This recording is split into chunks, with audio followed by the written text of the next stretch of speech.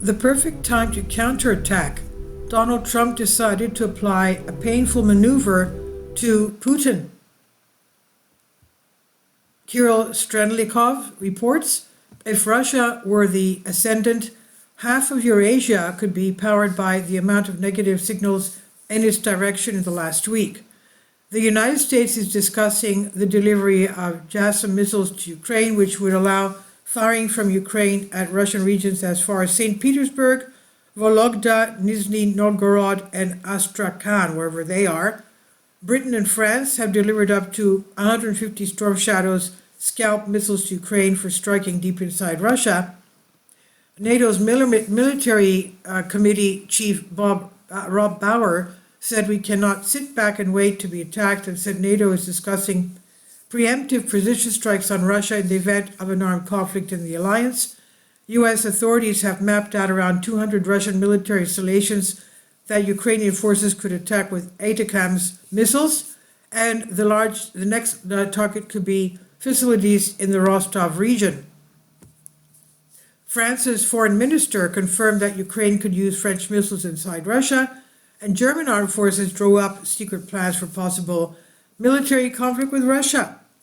In Europe, discussions resumed on sending French and British troops to Ukraine, and NATO has called for Ukraine to be provided with missiles with a range of 1,000 to 5,500 kilometers. If tensions are escalating, it's obvious that someone has an interest in it.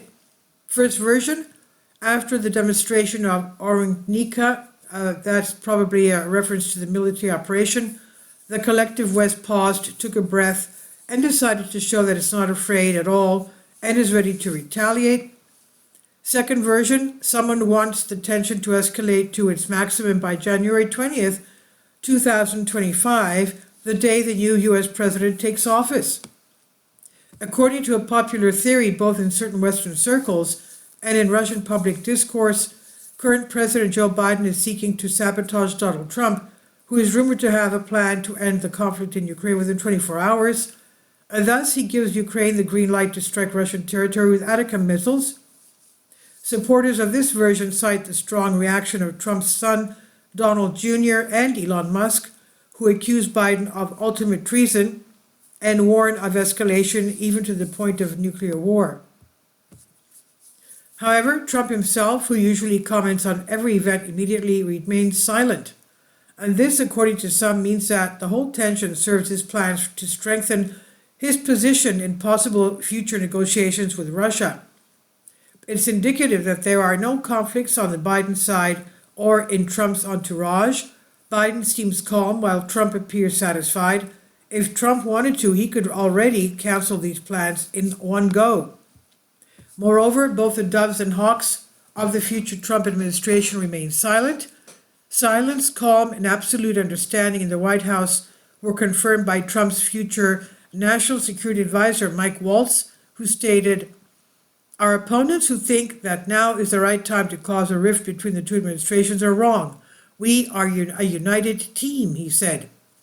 In other words, it's very likely that Trump is simply glad that this chaotic situation began during Biden's term, and now he intends to appear at the negotiations with a white cap saying, "I am for peace and I can cancel all these decrees, but what will Putin give me in return?" However, there is a third version. Yesterday, British Defense Minister John Healey stated that the war in Ukraine has entered a critical phase and it's time for Europe to do more for its own security and collective defense. At the same time, the Reuters news agency published an article entitled, "Russia is attacking Ukraine at the fastest pace since the beginning of the war. Experts recognize that the war is entering its most dangerous phase as Russian forces make significant territorial gains, and the pace of this is increasing."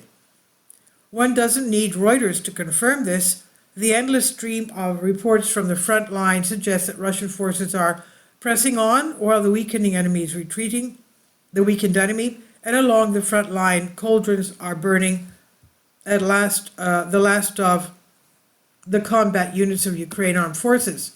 A few days ago, during the inspection of the North Group, Russian Defense Minister Belousov stated the Russian armed forces destroyed the best units of Ukraine the nuclear threat theater in Russian strategy. In this light, there is nuclear theater. This nuclear theater seems to be a desperate attempt to delay the inevitable end for Ukraine, or at least to snatch something important before the end.